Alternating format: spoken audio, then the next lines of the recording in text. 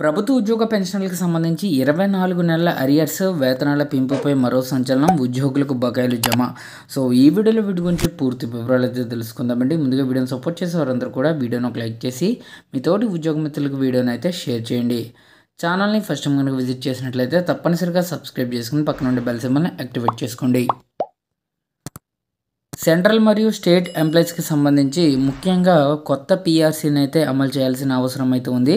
Central ఎంప్లాయీస్కి 2026 జనవరి 1 నుంచి కొత్త పీఆర్సీ అమలు చేయాల్సి ఉండగా, ఇంకా ఆంధ్రప్రదేశ్ స్టేట్ ఎంప్లాయీస్కి 2023 జూలై 1 నుంచి కొత్త పీఆర్సీని ఇంప్లిమెంటేషన్ చేయాలి. అయితే కేంద్రంలో మోడీ ప్రభుత్వం 8th పే కమిషన్ ప్రకటించి 1 కోటి మందికి పైగా ఉన్నటువంటి కేంద్ర ప్రభుత్వ ఉద్యోగులు అలాగే పెన్షనర్లకు ఊరట కల్పించింది.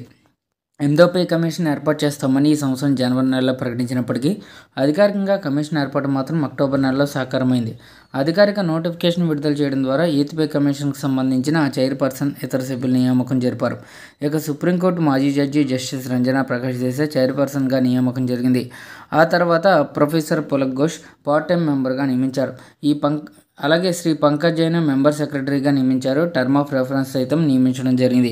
అయితే 8th పే కమిషన్ అధ్యయనం చేయడానికి రిపోర్ట్ సమర్పించడానికి 18 నెలల కాల వ్యవధిని కూడా కేటాయించారు. ఆ తర్వాత సెంట్రల్ గవర్నమెంట్ కూడా వాటిని అమలు చేయడానికి మరికొంత సమయం పట్టే అవకాశం ఉంది. ఈ లెక్కను చూస్తే ఇదంతా 2 years ప్రాసెస్గా చెప్పుకోవచ్చు. అయితే షెడ్యూల్ ప్రకారం గమనించినట్లయితే నిజానికి 8వ పే కమిషన్ సిఫార్సులు 2026 జనవరి 1వ తేదీ నుంచి అమల్లోకి రావాల్సి ఉంది. ఎందుకంటే 7వ పే కమిషన్ సిఫార్సుల షెడ్యూల్ ప్రకారం 2025 డిసెంబర్ 31వ తేదీలోగా ముగియనున్నాయి. అయితే నూతన వేతన సవరణ అనేది 2026 జనవరి 1వ తేదీ నుంచి అమల్లోకి రావాల్సి ఉన్నప్పటికీ కూడా ఇంకా 8th పే కమిషన్ సిఫార్సులు కేంద్ర ప్రభుత్వానికి అందడానికి కనీసం 18 నెలల సమయం, ఆ తర్వాత అమలుకు నోచుకోవడానికి మరొక 6 నెలల సమయం కూడా, ఇలా మొత్తం 2 సంవత్సరాల వరకు పట్టే అవకాశం ఉందని నిపుణులు అంచనా వేస్తున్నారు.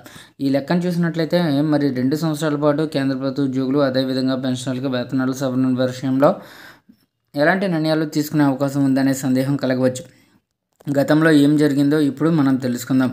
ఇక 6వ పే కమిషన్ 7వ పే కమిషన్ విషయంలో కూడా అమల్లోకి వచ్చే ముందు కేంద్ర ప్రభుత్వం ఉద్యోగులకు ఎరియర్స్ రూపంలో అమలు తేదీ నుంచి సిఫార్సులను ఆమోదించే సమయం వరకు మధ్యలో వచ్చిన వేతన వ్యత్యాసాన్ని ఎరియర్స్ రూపంలో ఉద్యోగులకు చెల్లించాల్సి అయితే చెల్లించింది. ఇక 6వ పే కమిషన్ అమల్లోకి వచ్చినప్పుడు పూర్తి స్థాయిలో ఒకే విడతలో ఎరియర్స్ కూడా చెల్లించారు. ఇక 7వ పే కమిషన్ సిఫార్సులు అమలు చేసినప్పుడు కూడా కేంద్ర ప్రభుత్వం ఆ వేతన డిఫరెన్స్ను ఎరియర్స్ రూపంలోనే 2 విడతల్లో చెల్లించింది. ఈసారి దాదాపుగా 20 నుంచి 24 నెలల పాటు నూతన పే కమిషన్ సిఫార్సుల అమల్లోకి రావడానికి సమయం పట్టే అవకాశం కనిపిస్తుంది. ఈ లెక్కన కేంద్ర ప్రభుత్వం ఈసారి basic pay, pension pay arrears భారీగా చెల్లించాల్సిన అవకాశం ఉందని నిపుణులు పేర్కొంటున్నారు.